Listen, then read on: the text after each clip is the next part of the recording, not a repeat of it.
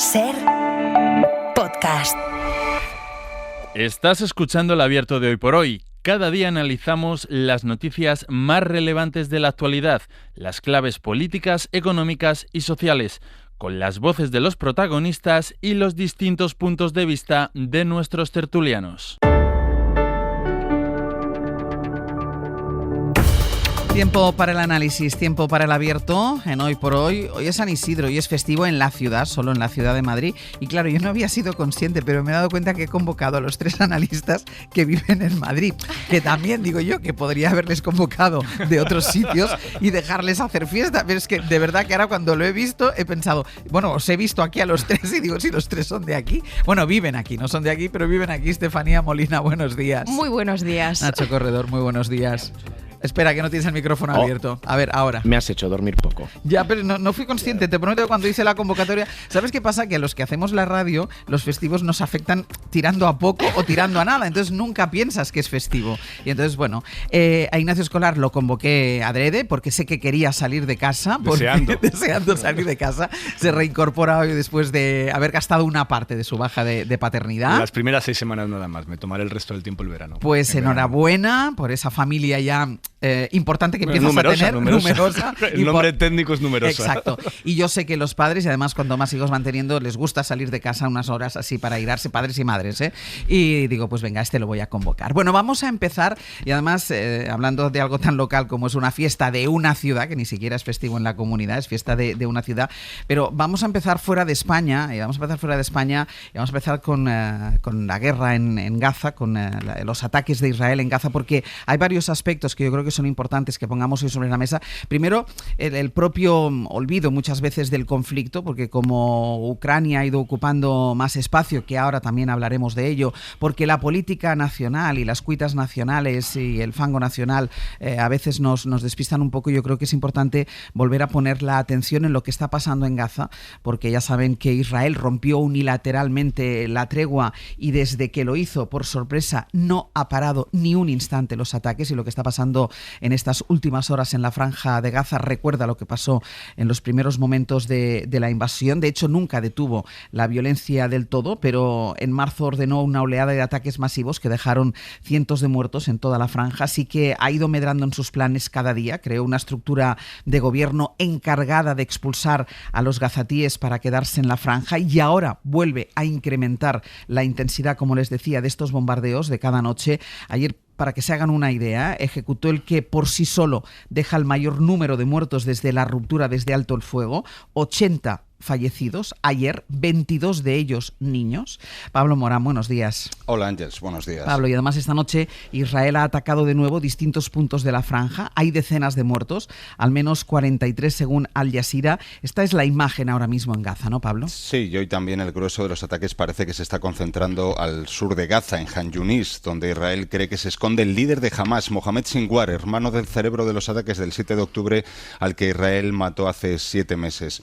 En concreto, creen que se esconde en túneles bajo el Hospital Europeo, un complejo médico en el que trabaja el doctor Refat. Empezaron los ataques en forma sorpresiva. Estaban a 15 a 10 metros donde yo estaba sentado en la puerta trasera de la terapia intensiva. Saltaban por todos lados las piedras, el humo, la tierra. Había como 6 bombardeos dentro del hospital. Aymar hablaba anoche con él en Hora 25. Nos cuenta que en el complejo apenas queda un 20% de los pacientes y médicos resistiendo a esta ofensiva israelí, que no es nueva. El complejo ha sufrido otros ataques en los últimos meses. Están prohibiendo cualquier arreglo en esa zona. O sea, han vuelto a atacar el hospital cuando había un operario intentando reparar las partes dañadas. Perfectamente. Israel ha querido que esta ofensiva y esta matanza coincida no solo con la gira de Trump por Oriente Medio, sino también con la reanudación de las negociaciones entre Israel y Hamas en Doha, en la que participa precisamente el enviado especial de Trump, Steve Witkoff, y a las que Estados Unidos llegaba optimista tras el gesto de Hamas de liberar a un rehén norteamericano. Cuenta hoy la prensa israelí que Witkoff ha llegado a presionar a Israel para que acepte un alto el fuego que facilite la liberación de más rehenes, pero ha pinchado un hueso. Lo estamos viendo con esta ofensiva y también con los avances del plan de Israel para la ocupación de Gaza. Anoche Israel ponía fecha para la puesta en marcha del plan de reparto de ayuda humanitaria supervisado por él mismo, por el Estado hebreo, y que rechaza Naciones Unidas. Será, Ángels, antes de que acabe este mes. Hay todo esto sobre el terreno, lo que está pasando, el recrudecimiento de esta invasión y de estos ataques. Hay dos aspectos que quiero comentar contigo, Pablo, en el plano diplomático, porque ayer se abrió un nuevo conflicto entre España y Israel a partir de las palabras del presidente del gobierno en el Congreso de los Diputados. De hecho, fue una respuesta de Pedro Sánchez a Gabriel Rufián, de Esquerra Republicana. Escuchamos primero la secuencia, que es la secuencia y sobre todo las palabras del presidente del gobierno, lo que ha enfurecido al gobierno israelí. De momento lo que hacen es repartirse los jueces con la derecha, comerciar con un Estado genocida como Israel, frenar la ley de vivienda con la derecha catalana. También le puntualizo una cosa, señor Rufián. Nosotros no comerciamos con un Estado genocida. No lo hacemos, señoría. Y creo que el otro día, desde esta tribuna, explicité precisamente de qué estábamos hablando, cuando se hablaba de algunas cosas que no se ajustan a la verdad. Sánchez responde a Rufián empleando la expresión que el portavoz de Esquerra ha utilizado, que habla de Estado genocida cuando se refiere a ese contrato de compra de 15 millones de balas. Dice Sánchez que España no negocia con un Estado genocida y de ahí interpreta Israel que les está llamando eso, que está llamando a Israel Estado genocida. Y por eso, Pablo, el gobierno de Netanyahu ha llamado para una reunión de amonestación a la embajadora española porque considera que estas palabras del presidente Sánchez son muy duras. Exacto, es una acción de reprimenda formal, por eso que acabamos de escuchar. La embajadora española Ana Salomón Pérez está convocada por el Ministerio de Exteriores israelí esta misma mañana en la sede de ese departamento. Esto, en definitiva, es otro contratiempo dentro de las maltrechas relaciones bilaterales entre ambos países por la posición crítica del gobierno al asedio en Gaza que estamos contando y que comenzó a escenificarse con el viaje de Sánchez a Rafah en noviembre de 2023, poco después de los ataques de Hamás del 7 de octubre. La última queja de Israel hacia España había sido el 24 de abril, tras la decisión del Ejecutivo de cancelar la compra de munición que desvelamos aquí en la serie, que precisamente daba pie ayer a esas palabras del presidente en el Congreso en respuesta a Gabriel Rufián. Entonces, por esa cancelación de ese contrato, un portavoz del Ministerio de Exteriores israelí aseguró que España se estaba situando en el lado equivocado de la historia, contra el Estado israelí. Seguramente la embajadora escuchará hoy argumentos muy parecidos. De momento, Exteriores no comenta esta decisión, Ángels. Y el otro aspecto que quería comentar contigo es lo que está pasando paralelamente, que es esa gira de Donald Trump por Oriente Próximo, que coincide con este aumento de la violencia otra vez de Israel contra los palestinos, y eso también hace que todo adquiera una dimensión diferente, porque la omisión de Trump, que primero no piensa verse con Netanyahu en plena escalada de la violencia, de alguna manera se puede interpretar como otro gesto para darle vía libre para su guerra total contra los palestinos, contra la franja. De hecho, lo que hemos visto de Trump es que no deja de firmar acuerdos con dictaduras a las que antes su país rechazaba.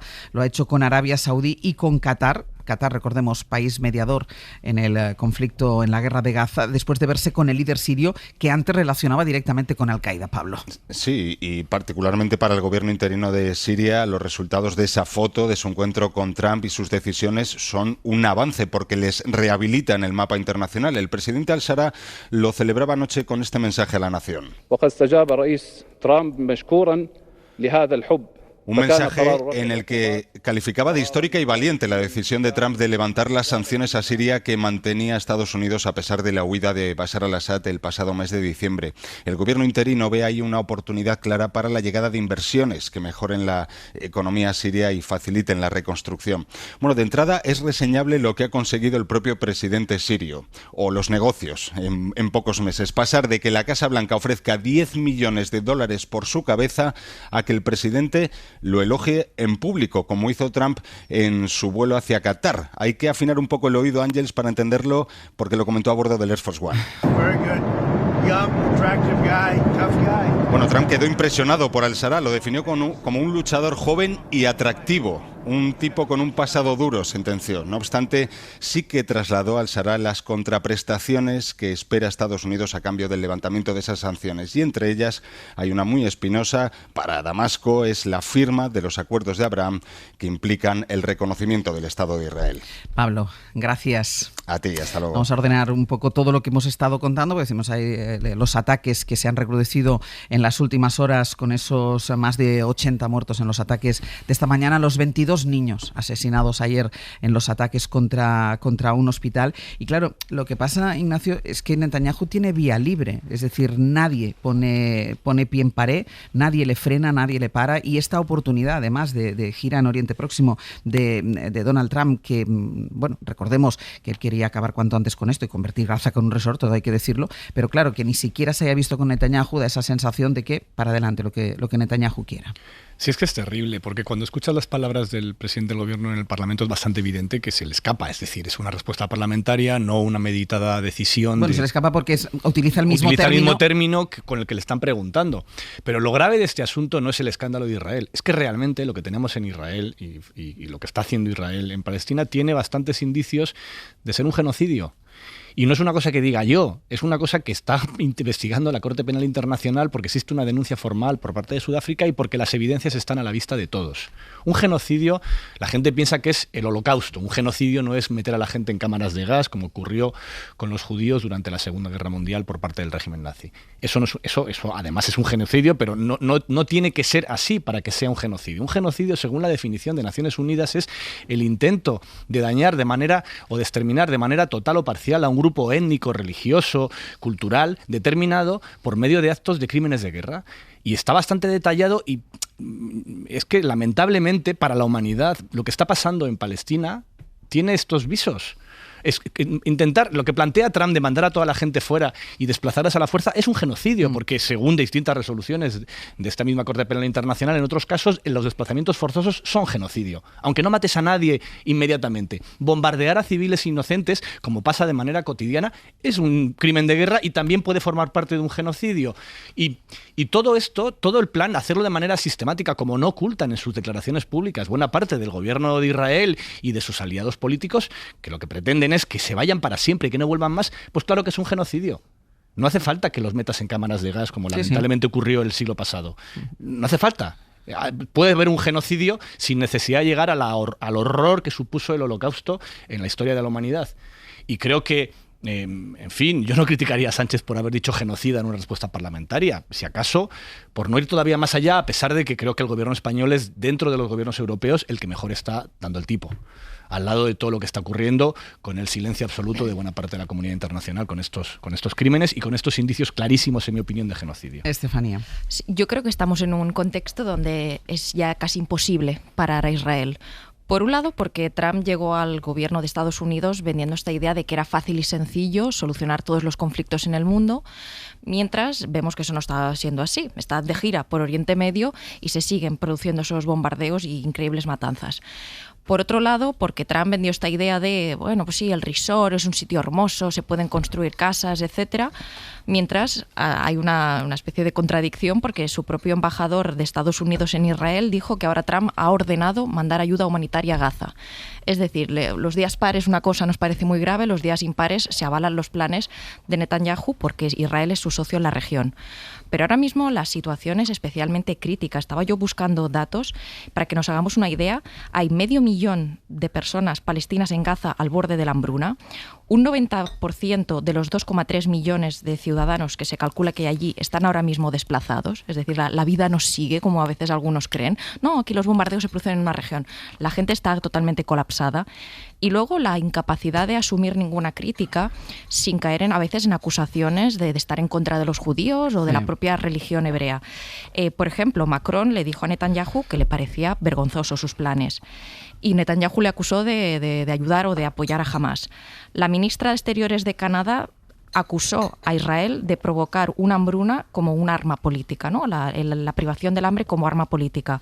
Ahora mismo estamos viendo también, incluso, estaba leyendo, algunos soldados del propio ejército de Israel, reservistas, que se niegan a ir asumiendo a veces las consecuencias por cuestiones morales. Entonces, la situación es crítica en todos los frentes. Hay oposición interna, porque mucha gente, esto lo dijimos desde el principio, vio en esta guerra, más allá obviamente de lo lamentable de los hechos de octubre que se produjeron con los asesinatos en territorio de Israel, pero mucha gente lo vio como la huida hacia adelante de Netanyahu para cerrar filas alrededor de la bandera y que no hubiera críticas por sus planes legales o por sus otros escándalos.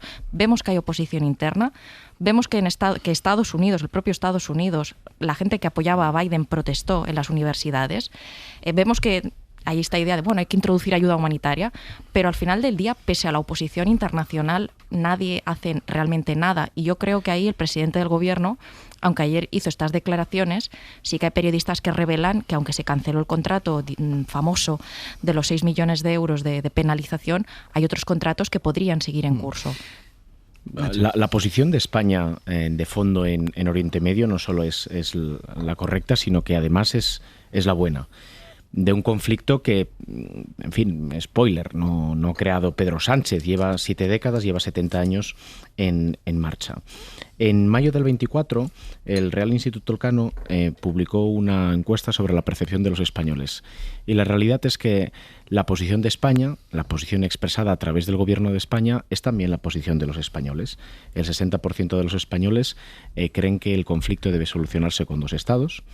Y el 78% ya en aquel momento se posicionaban muy a favor del reconocimiento inmediato del Estado de Palestina, que es lo que ha hecho el Gobierno de España y que es lo que ha molestado durante los últimos meses especialmente a Israel. E Israel en todo este tiempo, además, no solo en nuestro país, sino en muchos otros, lo que está perdiendo es legitimidad de cara a la opinión pública occidental, que la habían tenido probablemente como consecuencia de todo lo que el gobierno alemán nazi hizo durante 5 años.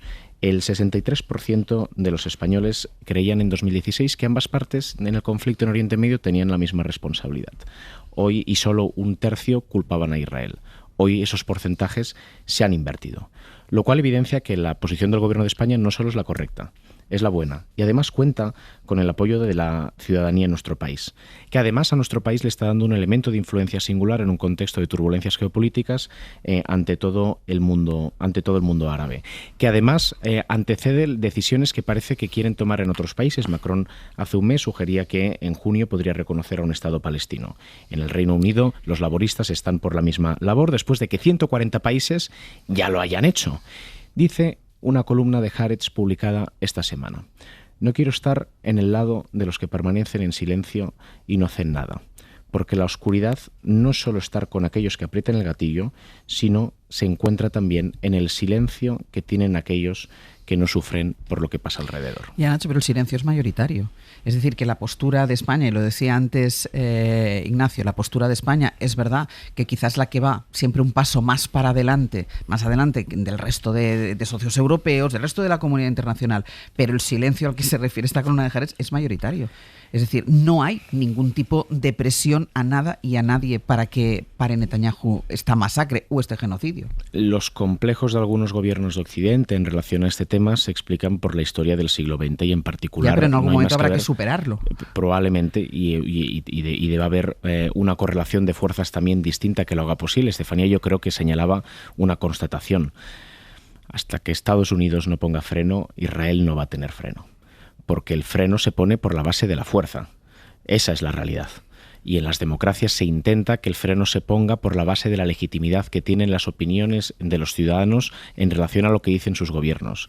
Y tú señalabas al principio de la tertulia que este es un tema intermitente, pero que no acaba de condicionar a la opinión pública de nuestro país u occidental, que se mira hacia otro lado. Esa posición que tenemos los ciudadanos y esa posición, y por eso es importante cuando traéis a colación en la agenda pública este tipo de temas, condicionan las posiciones. Y la realidad es que la sociedad occidental, una parte importante de la sociedad occidental, ha vivido durante muchos años de este conflicto que ya lleva 7 décadas con muchas contradicciones como consecuencia de lo que hizo Occidente, una parte importante de Occidente, en el siglo pasado con los judíos. El Abierto. Ser podcast. En el abierto Ignacio Escolar, Estefanía Molina y Nacho Corredor hablando del recrudecimiento de la ofensiva, de los ataques de Israel contra la Franja de Gaza y después de todos los movimientos diplomáticos en torno a ello, o la ausencia de movimientos diplomáticos en torno a ello, con el enfado de Israel por haber hablado ayer Pedro Sánchez en la sesión de control al gobierno de Israel como un Estado genocida. Y pedía la palabra Ignacio. Sí, quería comentar un asunto. Es verdad que en esta comparación, esta razón que explica por qué muchos países europeos se niegan a ser más críticos con Israel, tiene mucho del sentimiento del remordimiento de culpa cultural que está en esas sociedades. En Alemania, por ejemplo, la memoria histórica, el recordar desde la escuela lo que fue el régimen nazi, su crueldad, su absoluta inhumanidad, los crímenes horrendos que cometieron durante el Holocausto, es parte de su ADN cultural. Pero lo más llamativo de esto es que hay gente, una parte de la extrema derecha mundial, está al mismo tiempo intentando reescribir esa etapa de la historia al tiempo que justifican a Israel. Sí. Es decir, que lo realmente coherente es oponerse, por supuesto, al Holocausto y a lo que sucede ahora en Israel, aunque no creo que se pueda poner a la misma altura, porque afortunadamente espero que nunca se repita algo como el exterminio industrial que puso en marcha el régimen de Hitler en los años 40. Pero es que no hace falta llegar a esos extremos para que sea tremendamente criticable y desde luego rechazable e inhumano los crímenes de guerra que está cometiendo Israel. Porque ya no hablamos de cortar la luz, que eso ya justificó en su momento acusaciones de crímenes de guerra contra Rusia durante la invasión de Ucrania, que eso está pasando de manera cotidiana todos los días.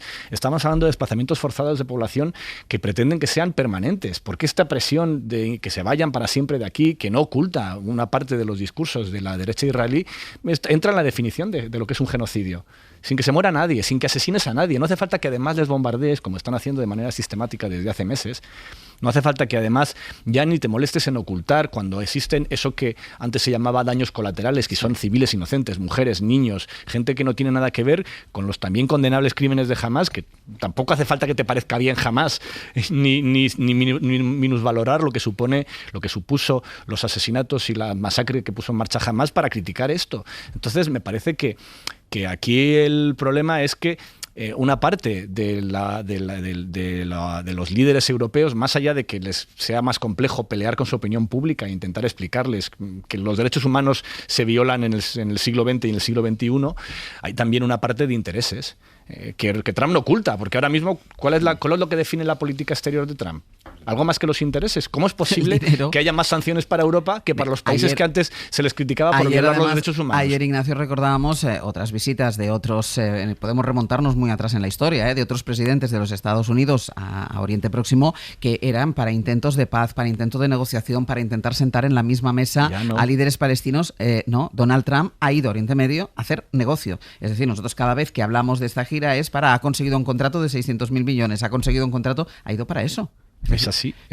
Lo que pasa es que al final la lección que se está dando a todo el mundo es la primera potencia, esa que nos daba lecciones de derechos humanos a toda la humanidad y que puso en marcha determinados mecanismos, lo hizo para el tercer mundo. Para ellos no cuenta, y además incluso ni siquiera para sus aliados cuenta, porque ya da igual ser un gobierno tirano que ser un gobierno democrático. Puedes ser mejor aliado de Trump si funcionas con sus códigos siendo una dictadura. Estefanía. Absolutamente. Lo que tú decías, Ángel, Trump utiliza todos los resortes políticos para lograr cuestiones económicas. Lo estamos viendo con la guerra arancelaria. La guerra arancelaria es un arma de presión política cuando existen otros mecanismos multilaterales, como por ejemplo la Organización Mundial del Comercio. Estaba estudiando hace poco el caso cuando Estados Unidos quiso imponer sanciones a Europa. La última vez que puso aranceles, por ejemplo, al vino y otros productos, no a toda Europa, solo a algunos países, entre ellos España, fue a través de la Organización Mundial del Comercio. Es decir, eso existe. La cuestión es que Trump sabe que la vía unilateral le renta mucho más para luego sacar otros acuerdos, pues que regresen empresas americanas a Estados Unidos, como nos decía un día Arantxa González Laya sobre las sanciones a Suiza, las farmacéuticas y otras tantas cuestiones. El tema es que lo que estábamos diciendo de las opiniones públicas, no hay país de Europa que visite capital, gran capital, ciudad. Este fin de semana, por ejemplo, estuve en Malmö, había una manifestación pro-Palestina. Es decir, la opinión pública sigue presionando. Creo también que hay un problema, sí, como se estaba diciendo, del remordimiento de Europa. Hay que recordar, creo que fue un político, un ministro alemán, que dijo que ellos se sentían responsables de la defensa del Estado de Israel. Eso sigue pesando. Y luego también que a veces interpretamos las relaciones internacionales desde un punto idealista, como debería ser, cuando, por ejemplo, en muchos conflictos donde la Unión Europea sí se ha puesto más taxativa, ahora hablaremos de la cuestión de Ucrania, no ha sido por altruismo. Es decir, seamos también sinceros con nosotros mismos, ha sido porque percibía en Rusia una amenaza. Claro, si eso lo extrapolamos al caso actual, si leemos la política internacional desde el punto de vista idealista, todo el mundo quiere que esto cese. Por otro lado, si lo leemos desde el punto de vista realista, la Unión Europea, por un lado, no tiene suficientes mecanismos, a lo mejor no tiene tanta capacidad de presión, y quien la tiene no está viendo ahí una visión idealista de las relaciones humanas. Estados Unidos no está viendo ahí una visión idealista, está viendo una perspectiva realista de qué es lo que le conviene a su país, y luego, por otro lado, también a la espera de la reacción de la oposición. La última vez que hubo refriega con España, creo que Abascal se plantó allí en Israel. Vamos a hacer una pausa. A la vuelta, ¿ibas a decir algo? No, digamos que la diferencia que introduce Trump nueva en la política exterior no tiene que ver, en mi opinión, tanto con que se guíe por intereses, sino que se guía por intereses personales. Totalmente, no. Eso, eso, desde luego, condiciona todo. Él hace esta gira como hombre de negocios. Sin que duda. Además es presidente de los Estados Unidos. Y además lo reivindica. Claro. O sea, sería inaceptable en el contexto de un gobierno de España ese planteamiento. Hacemos una pausa y a la vuelta hablamos de la otra guerra. Vamos a hablar de la guerra de Ucrania.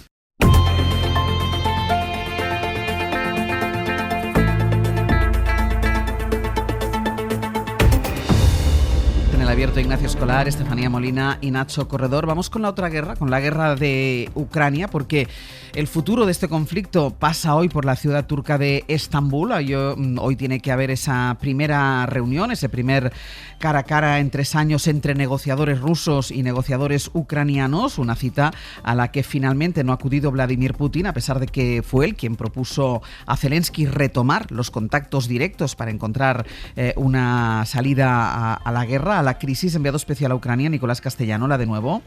Hola de nuevo, Ángels. Lo que ha pasado es que al final el presidente ruso ha enviado a Turquía una delegación de bajo nivel para que se reúna con el equipo de Volodymyr Zelensky, que sí ha viajado, el presidente ucraniano sí ha viajado personalmente a Estambul, aunque no se sentará en la mesa dispuesta por los anfitriones turcos. Sí, hay que recordar que Putin proponía el sábado al domingo, en esa madrugada, esta reunión que parecía ser que podría ser clave para establecer un alto al fuego a corto plazo. Este era el anuncio. 15 de mayo, proponía Estambul, Turquía, de nuevo 3 años y un mes después, para retomar las negociaciones bilaterales. En ningún momento, cierto es que Putin aludió a un encuentro cara a cara con Zelensky, que hizo esa jugada maestra. Recogió el guante de Putin y dijo: yo mismo estaré en Estambul el próximo jueves. Y finalmente ahí se ha plantado. Durante toda la semana ha presionado a Putin de distinta manera. Incluso Donald Trump ha hecho mención a que Putin podría haberse presentado en Estambul. Trump también especuló con la posibilidad de desviar su avión presidencial para estar presente en estas posibles negociaciones cara a cara. Lo cierto es que la foto de hoy queda muy desdibujada, con ese negociador, digamos, de segunda, tercera categoría, el mismo de hace 3 años y un mes. Es decir, Putin le lanza el mensaje a Ucrania, a la comunidad internacional, que se vuelve a la casilla cero. Este negociador es ultranacionalista, muy putinista, y lo que planteaba en aquel momento era la claudicación de Ucrania, el reconocimiento de quedarse Rusia con todas las tierras, y por tanto que también Ucrania no entrara en la OTAN, no entrara en la Unión Europea y que no tuviera más acceso a armamento. Así que volvemos a la casilla de salida. Y hace unos minutos, como hacía referencia también Sastre en el boletín, ha hablado Marco Rubio. Que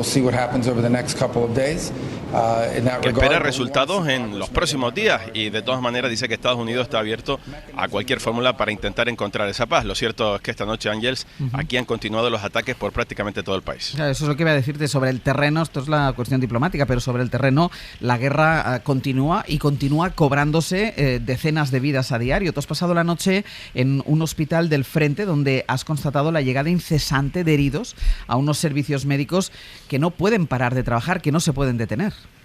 Sí, hemos estado en un hospital del frente, muy cerca de Pokrovsk, no podemos dar la localización por temas de seguridad, y este era el sonido. Camilla llegando constantemente con soldados heridos en el quirófano, Basil y los médicos intentando salvarle la vida.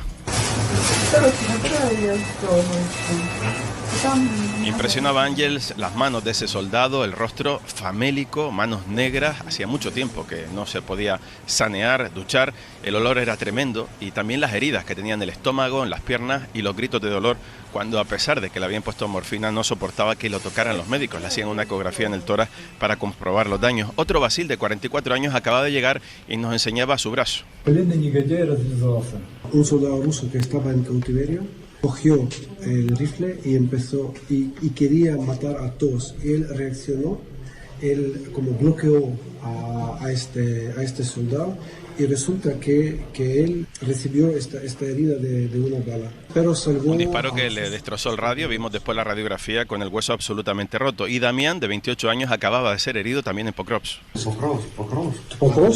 Habla de Pokrovsk como un sitio horrible donde están atacando constantemente los rusos, con drones, con todo tipo de armamento. Y el cirujano jefe del hospital, Eduard, nos decía, Ángels, que llegan cada día de media 100 soldados solo a este hospital de campaña, así que multipliquemos por los miles de kilómetros de frente y nunca sabremos exactamente, porque ninguno de los dos bandos da cuántos muertos, cuántos heridos hay en cada lado. ¿Y cuáles son las principales heridas que están llegando ahora a los hospitales? Las de los drones. La situación en el frente es muy complicada porque ahora la guerra ha dado un giro. El verano del año pasado, julio, agosto, más o menos así. A ese ataque de dron sobrevivió Wolf, un ex marín que ha estado en 5 guerras y que es el único superviviente de su grupo de élite aquí en Ucrania. Y cuando decidimos estar en el lado correcto fue cuando vinimos para acá. Mi grupo fuimos 7 que llegamos y ahora mismo estás hablando con el único que queda de superviviente. Se había enfrentado a los talibanes, había estado en Irak, en guerras también en África y lo cierto es que nunca había visto nada parecido. Y se enfrentan a un enjambre de drones en el cielo que es de verdad, cuando nos enfrentamos a eso, te digo sinceramente, es mi 5ª guerra. He estado combatiendo el narcotráfico en Colombia, he estado en Afganistán, he estado en Irak, he estado en África y no he visto nada igual y creo que es un cambio brutal. Esto de y dice que él no es un mercenario, Ángels. Somos militares y el militar defiende unos ideales por dinero, obvio. Todo militar en todo el mundo recibe un sueldo y aquí es lo mismo. No hay una... Son las historias del frente, Ángel, las historias de esta máquina de picar carne en la que se han convertido el frente de Ucrania, mientras en el tablero de las negociaciones hoy tendremos la mirada puesta en Turquía. Aquí en el frente los médicos intentan seguir salvando vidas. Nico, gracias. Hasta luego. Pues vamos a ese tablero de las negociaciones, Ignacio, porque Nico lo calificaba de jugada maestra y es verdad que fue un movimiento muy inteligente de Zelensky. Si hay que negociar, sentémonos a negociar Vladimir Putin y Volodymyr Zelensky, que son las dos personas afectadas, uno como invasor y otro como invadido, con esta guerra de Ucrania. Sí, ya ha dejado claro que el que tiene menos ganas de llegar a la paz no quiere es el que no paz. Quiere ir a la mesa de negociación. Entonces, sí, desde luego, desde ese punto de vista lo es. La parte negativa es que te demuestra que este conflicto no se va a solucionar por mucho que Trump piense que se arreglaba en 15 días. Porque hay una parte, que es la parte invasora, que además esa posición que ha tenido ese supuesto árbitro mundial, que es Estados Unidos, ha debilitado completamente las aspiraciones de Zelensky, de una paz justa. Ucrania está asumiendo ya que va a perder parte de su territorio, que va a tener que comprometerse a no adherirse a la Alianza Atlántica y aún así se encuentra con que Putin quiere más, con que Putin pide más. Y esto en gran medida responde a la pésima negociación que ha puesto en marcha Donald Trump al asumir desde el minuto 1 todas las premisas de Putin y al públicamente reñir y humillar a su supuesto aliado Zelensky, como lo hizo en ese encuentro infausto en la Casa Blanca. Con lo cual, desde el punto de vista estratégico, sí, es una gran jugada de Zelensky haber intentado forzar la presencia de Putin, que incluso gente no alineada, como fue el propio Lula, le dijera a Putin, tienes que sentarte, tienes que ir allí a hablar, y que finalmente Putin no lo vaya a hacer. Pero siendo esta una pequeña victoria, no da tampoco mayores esperanzas para la paz. Bueno, esto esperamos todos que acabe en un escenario muy determinado, que sea en un escenario de paz. Está por ver cuál es el coste de esa paz, no solo material o en vidas humanas, sino sobre todo que nos hemos cargado por el camino. El derecho internacional cada vez más cuestionado desde más sitios y sobre todo de forma inquietante desde aquellos que tradicionalmente lo habían impulsado, como son los propios Estados Unidos. Rusia como China es un imperio.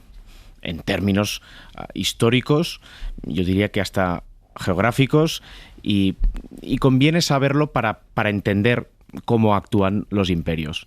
Estados Unidos se había querido consolidar como un imperio y de hecho ha actuado como tal durante mucho tiempo. Ahora Trump parece que quiere inhibirse de esa responsabilidad. Y eso expresado en estos términos puede parecer etéreo, pero la realidad es que ante la inhibición de los Estados Unidos en lo que pasa en el mundo, China y Rusia ejercen como lo que siempre han sido, dos imperios.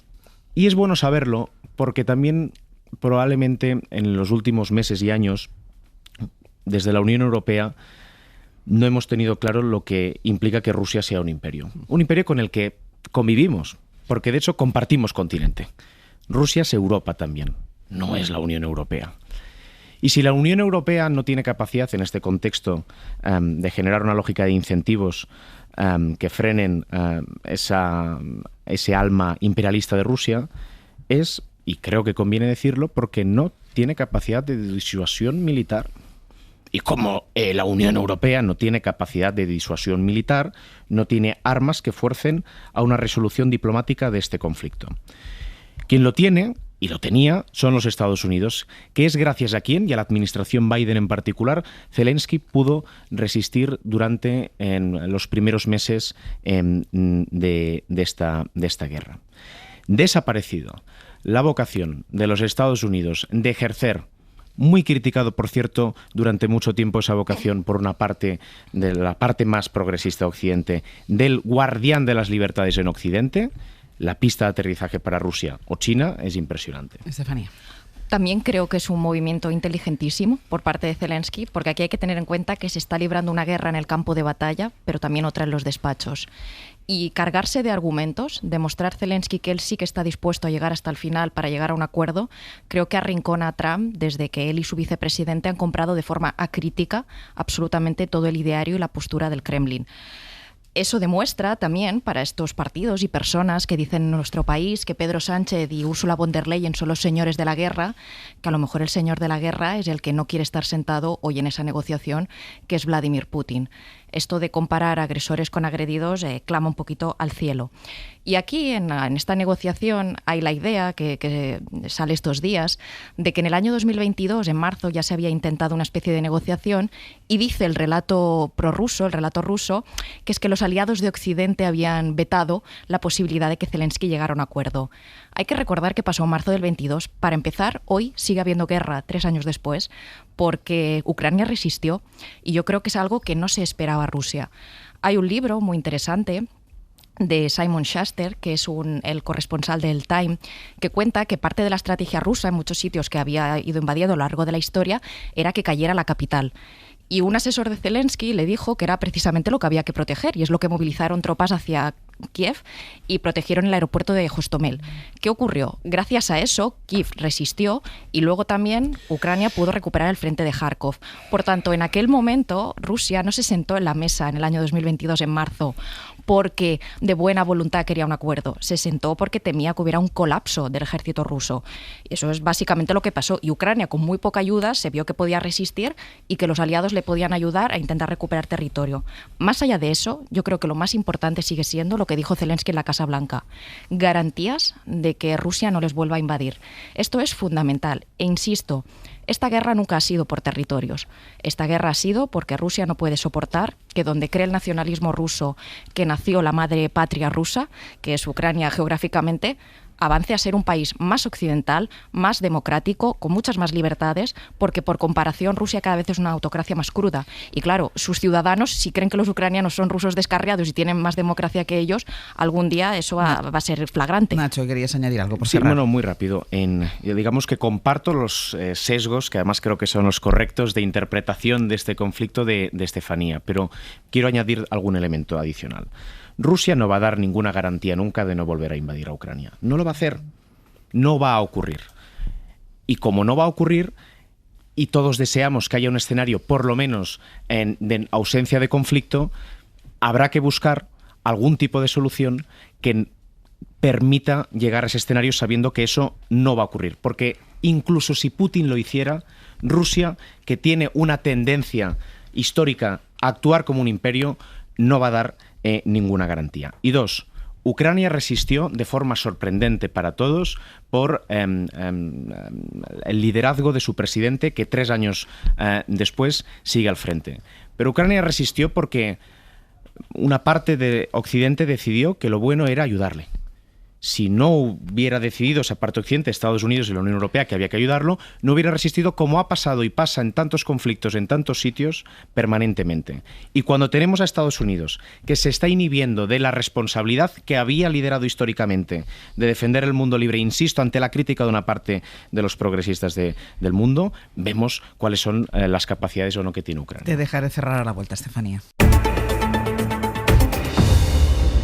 Íñigo modera el abierto, Estefanía, cuando tú quieras. Breve, que quiero cerrar ya el asunto. Con permiso de Íñigo y de Ángels. No, decía Nacho lo de las garantías de la paz. Es que las garantías no las tiene que aportar Rusia, las tienen que aportar los aliados. Y yo creo que es precisamente lo que ahora mismo está en cuestión. Lo que exige Zelensky a Estados Unidos, o incluso de lo que se está debatiendo en el seno de la Unión Europea, es que garantías se le pueden dar a Ucrania. Se ha hablado de la cuestión de movilizar tropas, que es muy controvertido. Es decir, Putin va a seguir desafiando a la OTAN y a los tratados y lo que haga falta. Si enviamos tropas, tenemos que asumir consecuencias, es decir, que si se produce un ataque hay que responder, por lo cual es muy controvertido. Y otras tantas cuestiones. Y sobre el tema de la OTAN, yo decía antes, ¿no?, los motivos de esta guerra. Aquí hay una cosa que es evidente, es decir, si Ucrania no entra en la OTAN no es porque Rusia no quiera, es porque la OTAN no ha querido que entre Ucrania.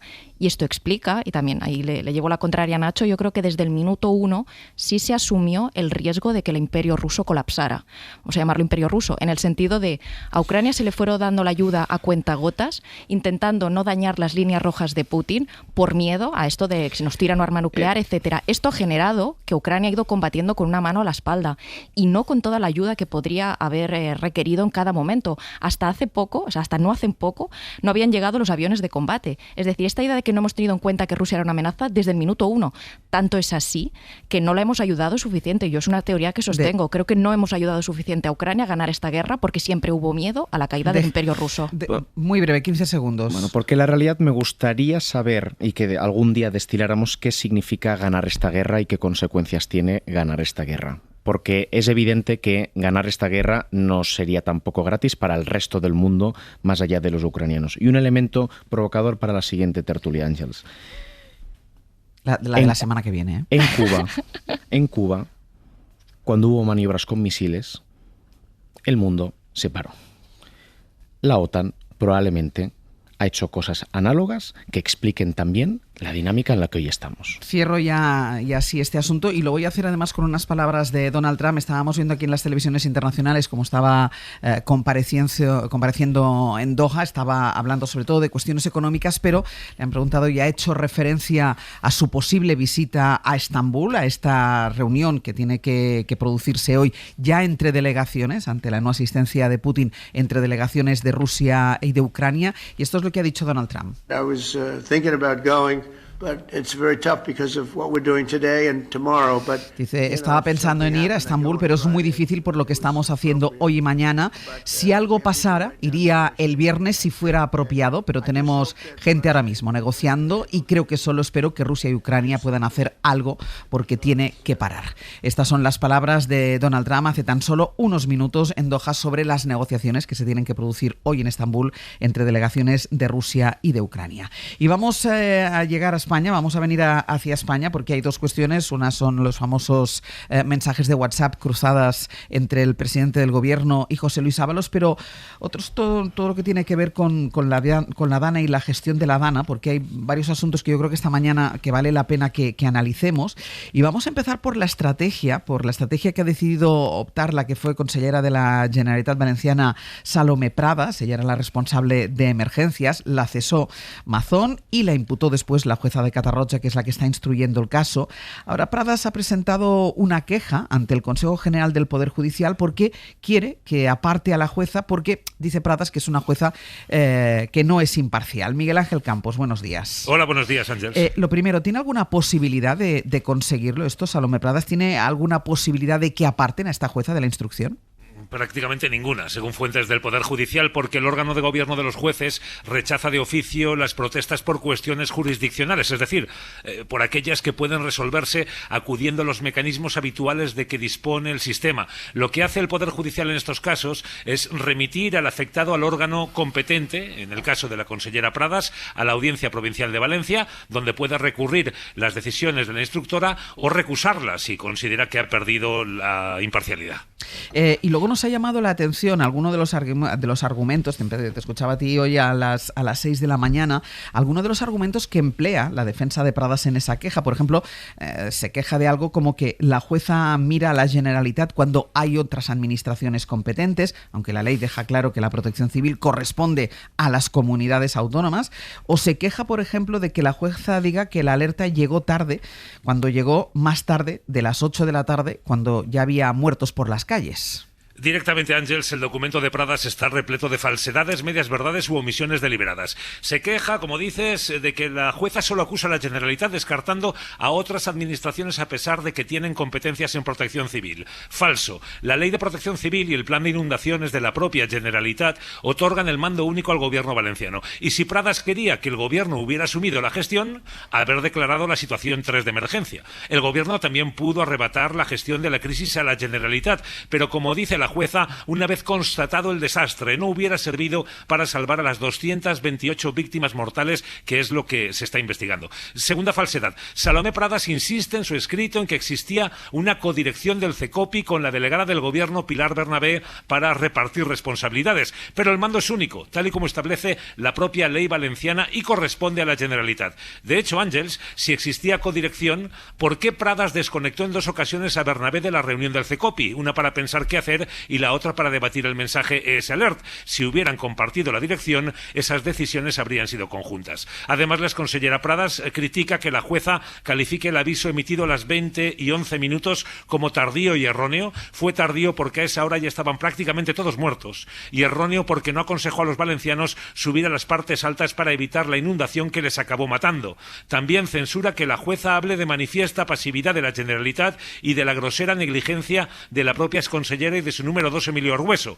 Salomé Pradas omite las razones expuestas por la jueza. El CECOPI se convocó tarde, no fueron atendidos los múltiples avisos desde primera hora de la mañana de la EMED, de la CHJ, del 112, y Pradas ni sabía qué era el sistema ES Alert. La exconsellera Pradas, por último, incluye otro motivo más, Ángels, sí, que tal y como ha publicado algún medio, el marido de la jueza de Catarroja, también juez, ha intervenido directamente en la instrucción, una afirmación con la que busca la nulidad de la causa. Omite Salomé Pradas que esas presuntas acusaciones fueran puestas en boca de la Fiscalía de Valencia, que ha desmentido esos hechos en un contundente comunicado público. Campos, gracias. A ti, buenos días. Esto por la parte judicial, ahora hablaremos de ello. Y después ayer les contábamos que finalmente un miembro del Partido Popular español iba a recibir a las víctimas de la Dana. De hecho, es la primera vez que en los ya camino de 7 meses desde la riada alguien del PP se reúne con las víctimas. Ese miembro del Partido Popular iba a verse con ellos a 1.500 kilómetros de Valencia, porque la reunión se produjo en Bruselas. Hablamos de Esteban González Pons, eurodiputado, que ayer se citó con las asociaciones. Corresponsal comunitario Enrique García Pozo, buenos días.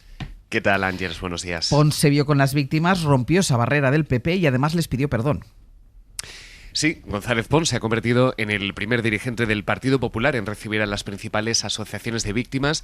Lo ha hecho aquí en Bruselas, les ha pedido perdón, como decías, lo ha hecho en su nombre tras una reunión que deja además un compromiso que es muy relevante. Se compromete a que el Partido Popular Europeo deje de bloquear la comparecencia de las víctimas en la Eurocámara, porque hasta en 3 ocasiones el PP y la extrema derecha han votado en contra de admitir a trámite la petición de comparecencia de las asociaciones que quieren exponer a los eurodiputados sus necesidades, sus problemas e impulsar una investigación desde aquí, desde el Parlamento Europeo. Y el último bloqueo se producía ayer mismo, minutos antes de que Esteban González Pons se reuniera con las víctimas. Se votaba la admisión a trámite de esa comparecencia y de nuevo el Partido Popular votó que no, votó en contra. Eso cambiaría a partir de ahora según el compromiso adquirido por Esteban González Pons, pero pone una condición. Lo único que hemos pedido, y son ellos los que lo tienen que decir, pero yo creo que lo han entendido, es que el título de la investigación no prejuzgue el resultado, porque una investigación se hace porque hay algo que se quiere encuestar, que se quiere descubrir. Si ya en el título ponemos la conclusión, nos podemos saltar la investigación. Es decir, que no haya referencias a la actuación del Gobierno de la Comunidad Valenciana en el título, como sí podemos leer en la exposición de motivos de la petición que se rechazó ayer. En esa petición, la asociación pedía una investigación exhaustiva y transparente sobre la gestión de la crisis por parte del Gobierno de Mazón, con el fin de esclarecer responsabilidades. Lo que quiere el Partido Popular aquí en Bruselas es una investigación, pero con un título neutral. Ángels. Enrique, gracias. A vosotros. Una vez ocurrió esa reunión entre las víctimas con un eurodiputado, con cargos de la Unión Europea, con la presidenta de la Comisión, la vicepresidenta, la del Parlamento Europeo, después de que las víctimas verbalizaran que habían tenido que irse a Bruselas para que alguien del Partido Popular las recibiera. De hecho, las recibió primero las instituciones europeas antes que el propio Partido Popular, porque Esteban González Pons las recibió 24 horas después. Bueno, pues después de todo esto, ayer el PP en Valencia lanzó esta versión, escuchen, porque es tremenda. Es el secretario general del partido en Valencia, Juan Francisco Pérez Llorca, que dice que si las asociaciones quieren reunirse con Mazón, pues que lo pidan, que le llamen. Bueno, yo creo que en unas circunstancias donde hay aún mucho dolor, la idea de que se fuesen reunido de forma privada con el presidente yo no la veo mal. Dicho esto, si las asociaciones se quieren reunir con el presidente, que lo soliciten, que lo va a hacer, estoy convencido de ello. Insisto, yo como portavoz del Partido Popular y secretario general del Partido Popular, si también quieren reunirse con el Partido Popular, estaremos abiertos a reunirnos, por supuesto que sí. Que lo pidan, que pidan reunirse con el presidente de la Generalitat, que no las ha recibido casi 7 meses después de la Dana. Claro, las asociaciones de víctimas no van a pedir esa reunión con Mazón. Carmina Giles, vicepresidenta de una de las asociaciones, estuvo anoche en Hora 25. Nosotros no vamos a pedir una reunión con Mazón, por supuesto, ni queremos tampoco una reunión con Mazón. Tenía que haberla querido él desde un principio y no la ha querido, ni ha querido a la reunión, ni ha querido acercarse a nosotros, ni ha querido reconocernos, ni reconocer a nuestros familiares, ni reconocer a las víctimas, ni saber nada nuestro. Nosotros somos un reflejo de su negligencia. Claro, es que la indignación, Ignacio, va subiendo escalones. Nos indigna a nosotros qué no estará pasando por la cabeza de todas aquellas familias de las víctimas de la Dana. Primero, por lo que está haciendo la consellera imputada, la exconsellera imputada. El papel del Partido Popular, que aquí no las ha recibido, que las recibe en Europa, que se niega con voto explícito a que esa comisión de investigación, a que puedan comparecer ellas ante la Cámara. Y después ya lo del secretario general del Partido en Valencia diciendo pues que llamen, que pidan una cita. La reciben en Europa y es casi, si me apuras, una anécdota dentro de la batalla interna del PP valenciano, claro, donde González Pons y Mazón están en y porque yo creo que no le ha tocado distintos. otra. No, y porque hay una batalla interna por el liderazgo del PP valenciano donde todos asumen que no va a ser Mazón, que tendrá que irse, y en esas guerritas internas que existen en ese territorio en el PP, pues Mazón y González Pons están en sitios opuestos, con lo cual eso también explica esta reunión y por qué deciden hacerla en Europa. Pero volviendo a la estrategia de Pradas, es verdad, como ha explicado Campos, que es imposible que el Poder Judicial vaya a apartar a la jueza, pero esto forma parte de otra estrategia distinta. Lo que está buscando los abogados de Pradas y me atrevo a decir el PP valenciano es generar una serie de puntos, de fricciones, para marcar la idea de que esta jueza es imparcial. Porque no nos olvidemos, siempre que al PP le va mal un juicio no cambia de abogado, cambia de juez. Siempre. O sea, esto ha pasado de manera, en fin, podemos ir a los últimos 10 años, absolutamente todos los procesos judiciales, cómo al final, de una manera o de otra, ha conseguido cambiar de juez. Por la Gürtel ni me acuerdo ya de cuántos pasaron con ese tipo de estrategias. Y en este caso van a intentar lo mismo, y ya empezó esta estrategia con esa difamación diciendo que es que en realidad no juzgaba a ella, sino su marido, que es otro juez. Decían, coinciden en el centro de trabajo. Hombre, claro, es que están inundados los juzgados normales donde tendría que trabajar esta jueza y va a la Ciudad de la Justicia de Valencia y ahí también trabaja su marido. Y se ven en el trabajo, qué extraño, ¿no? Que se vean una pareja que te coincide en la misma oficina, que se vean, ¿no? Esto no ha pasado nunca en ningún sitio. Más es que también se ven en casa, ¿eh? Bueno, diría más, yo juraría que duermen juntos, pero claro, todo esto, insisto, forma parte de esa estrategia y va a fracasar en este primer intento, pero ya veremos, porque ya sabemos por los propios WhatsApp del Partido Popular lo eficaces que han sido sus estrategias para controlar los tribunales claves en España desde detrás, como decía un senador del Partido Popular, hablando del Supremo. pero que esa explicación del Supremo te vale también para el TSJ valenciano. Es decir, ha habido de manera sistemática durante años y años y años una estrategia que fundó Trillo y que fue muy eficaz y que ha permitido, pues eso, que el PP pueda permitirse cambiar de juez y no de abogado cuando una causa judicial le va mal.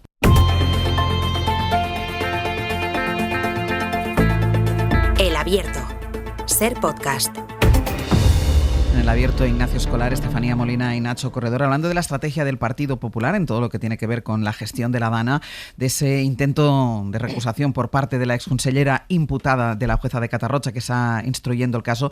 Y decía Estefanía y dice Ignacio una cosa que tiene mucha razón. El Partido Popular habitualmente lo que hace es que cuando las cosas no le van a ir bien judicialmente no cambia de abogado, sino intenta que cambien al juez. Es que fíjate, yo creo que la juez está haciendo tan bien su trabajo, es decir, estamos sabiendo tantas cosas y no como creo que pretende el PP dar a entender que la juez es de parte o es una especie de activista. La juez sencillamente se está dedicando a rellenar los huecos que se desconocen de esta investigación o que hasta la fecha había que clarificar. Porque es su labor, reconstruir los hechos y saber clarificar qué culpas se pueden atribuir a cada quien o si no hay ninguna culpa penal que se pueda atribuir a nadie. Por tanto, lo que está haciendo la juez es, yo creo, construir la verdad judicial o la verdad de los hechos. ¿Qué ocurre? Eso le viene muy mal al PP porque yo creo que desmonta parte del relato que ha intentado sostener desde el minuto 1. Por ejemplo, cuando tenemos que esperar a que la juez diga que emitir las emergencias depende de la comunidad autónoma, cuando, oh sorpresa, ya lo veníamos diciendo, cualquiera que se haya leído el estatuto de una comunidad autónoma o conozca las atribuciones competenciales en España, sabía que las emergencias dependen de la comunidad autónoma. Claro, entonces, una cosa es, ahí juega, creo que hace el juego el PP, una cosa es el chau chau, ¿no? Que el run run, el debate social, que ellos pueden colar su relato y hacer una difusa atribución de responsabilidades, ¿no? Porque el gobierno de España luego no ayudó. Ya, pero cuidado, lo que está diciendo la juez es la competencia era de la comunidad autónoma. Entonces, el problema que tienen es que la juez está diciendo cómo son las cosas y eso les viene mal. Cuando precisamente el relato del PP era echarle la culpa a Teresa Rivera. Cabe recordar la campaña que le tenían montada en Europa bajo esta idea de que era culpa de la cuenca hidrográfica del Júcar, que si no avisó a tiempo, cuando ya dijimos en este programa, yo lo dije, que esto no funciona así, es que no va ni siquiera de un email, el email es protocolario. Los departamentos de emergencias de las comunidades tienen acceso a tiempo real a la información de si crecen o bajan los ríos, aunque los organismos esos que informan sean estatales, emiten información a tiempo real. Eso por un lado. Y por otro, porque se dice que es que el Barranco del Pollo estaba en malas condiciones, porque Teresa Rivera, tal y cual. Según prensa local, no hace falta ir a medios nacionales, el Barranco del Pollo estuvo emitiendo información el sensor, hasta que el sensor se lo llevó la riada, pero hasta entonces ya estaba subiendo el caudal, ya estaba siendo motivo de emitir una alerta. Por tanto, aquí el problema está con los hechos o con la clarificación de los hechos. El PP ha querido echarle la culpa al gobierno de España en la segunda parte de esta tragedia, que es, una vez se ha producido la tragedia, ¿quién viene aquí a ayudar? Es la comunidad, es el gobierno de España. Entonces hay gente que en esa segunda parte a lo mejor si ha estado no conforme con el gobierno de España, cree que tendría que haber sido más proactivo el gobierno de España. Ya, pero esa es la segunda parte de la historia. Aquí estamos clarificando la primera. Este es el tema. Y por cierto, qué triste tener que irte a Europa a que alguien te dé un trato mínimamente humano como víctima de la tragedia, que se reúna contigo Ursula von der Leyen o que González Pons pues agache la cabeza y diga que lo lamenta. Nacho.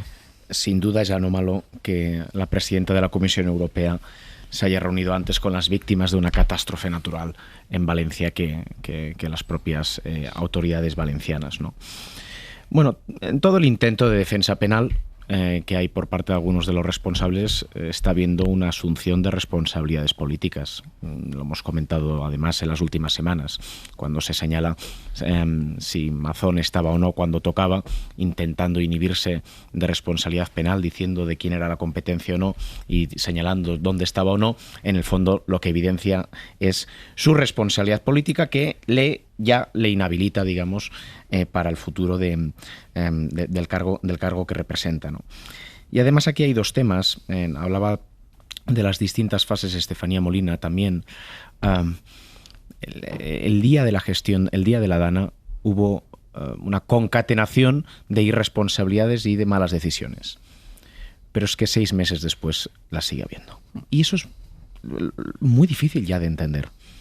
O sea, solo desde la desfachatez es posible comprender algunas cosas. Y hay un elemento que a mí, llámame naif, sí que me sorprende. que es la incapacidad de una organización, hablo de un partido político, hablo del Partido Popular de Valencia, de deshacerse de un líder. ¿O es que aquí las organizaciones están absolutamente cooptadas por sus líderes?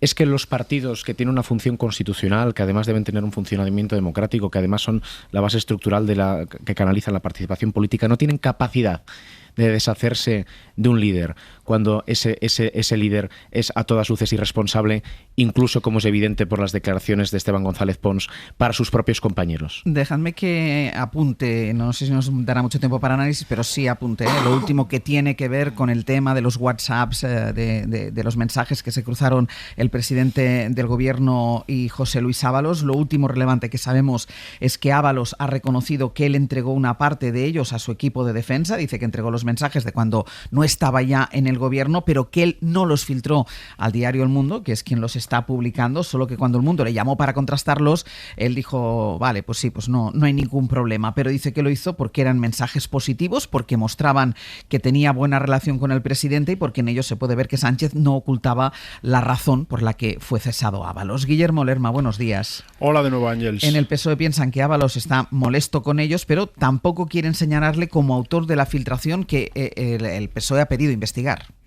Sí, de hecho insisten en el PSOE en defender que Ábalos no tiene ningún incentivo para hacer públicos esos mensajes. No creen en general que el exministro esté detrás de esa filtración, a pesar de que, como dices, ayer en ese mensaje en redes sociales él mismo reconocía que los mensajes estaban en manos de terceras personas, de su equipo de defensa, y que no se opuso a que El Mundo los publicara por entender que son de carácter positivo, decía, y que sirven para echar por tierra alguna teoría de la derecha sobre su salida del gobierno. A pesar de eso, en el Ejecutivo creen que el exsecretario de Organización no está detrás de la filtración. A la vez reconocen que Ábalos está molesto con el partido por las decisiones que se han ido tomando desde que estalló el caso. Él cree que ha perjudicado tanto la expulsión del grupo parlamentario como el expediente interno que se le ha abierto, otras decisiones como la auditoría que hizo el Ministerio de Transportes, pero dicen en el PSOE que eso no es una motivación para hacer públicos esos mensajes. En la Moncloa, en cualquier caso, creen que no hay una especial desgaste que les puede causar esta estrategia. Aseguran que no hay una preocupación especial, aunque sí que reconocen cierta frustración por no conseguir retomar la iniciativa o marcar la agenda, y que todo el debate esté monopolizado por algo que consideran casquería o meros cotilleos que solo demuestran, fue un argumento que repitió ayer el PSOE en la sesión de control, la falta de proyecto y liderazgo del presidente del PP. Claro, esto es lo que piensa y lo que dice, verbaliza, tanto el PSOE como el gobierno, pero el PP ha llevado este contenido al escalón más alto posible. Cree que los WhatsApp son una prueba de que el presidente del gobierno conocía toda una trama de corrupción y que la ocultó.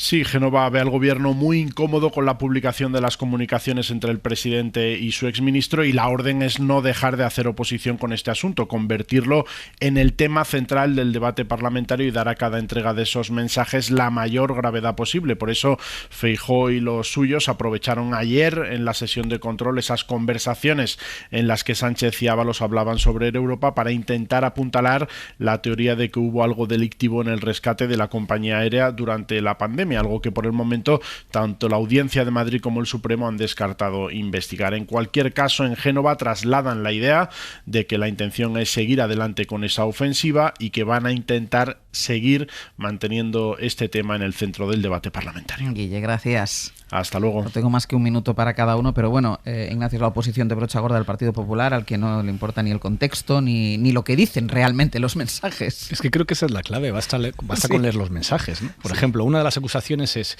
se rescató a Air Europa 5 días después de una supuesta llamada, que aparece en el sumario pero que no hay más datos, de Aldama a Begoña Gómez. Vale, muy bien.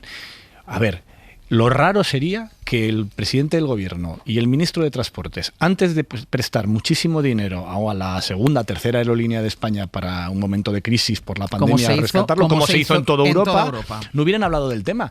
Y te vas al contenido de los mensajes y lo que sale ahí no es precisamente algo que vaya a gustar a los administradores de Air Europa, porque lo que dice el presidente es: no me gusta la operación con IAG porque es medio británica y no me fío de Javier Hidalgo como gestor. Esto es poco compatible con un presunto soborno de Javier Hidalgo al presidente del gobierno a través de su mujer, o en fin. Yo creo que en esto hay mucho ruido y pocas nueces. Otra cosa es que luego aparezcan más datos, pero con lo que ya era sobre la mesa, en fin. Estefanía.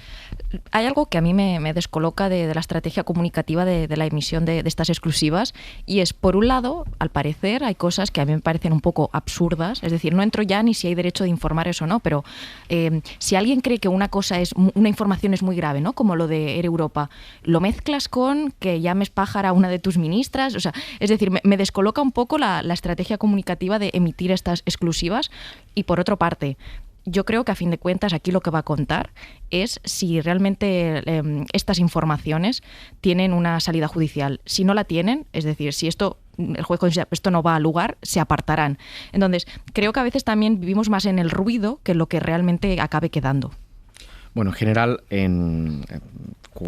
cuando la intromisión en las comunicaciones privadas de dos personas y la publicación de esas comunicaciones no se justifica por la relevancia penal de lo que ahí se deriva, a mí me parece que el criterio debería ser no compartirlo, entre otras cosas, porque hasta yo dudo de la relevancia informativa de saber o no si Pedro Sánchez piensa que Margarita Robles duerme o no con uniforme, porque no tiene ningún elemento estructural que justifique la intromisión en la intimidad. ¿Quién lo defiende por la relevancia política, por la importancia política? De dos comunicaciones de WhatsApp entre dos personas. O sea, a mí, en fin, hay un historial largo sobre esto y ha habido casos en los últimos años de publicación de comunicaciones de personas relevantes donde se han publicado al mismo nivel aquello que es relevante desde la lógica penal, desde la lógica de la actuación, con absolutos chascarrillos. Dejadme, porque hay una última hora, se ha pospuesto, Nicolás Castellano, de nuevo. Hola de nuevo. Se ha pospuesto la reunión entre delegaciones, que no entre los presidentes, entre delegaciones entre Rusia y Ucrania.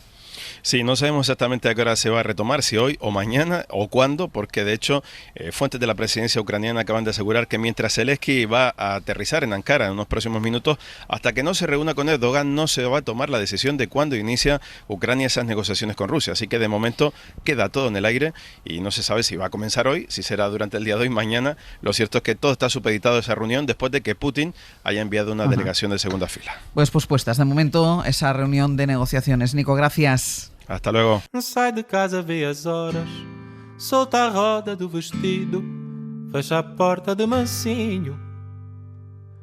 Dos seus lábios como amoras, espreita sorriso atrevido, põe o pé no mau caminho, passa por mim, diz-me adeus.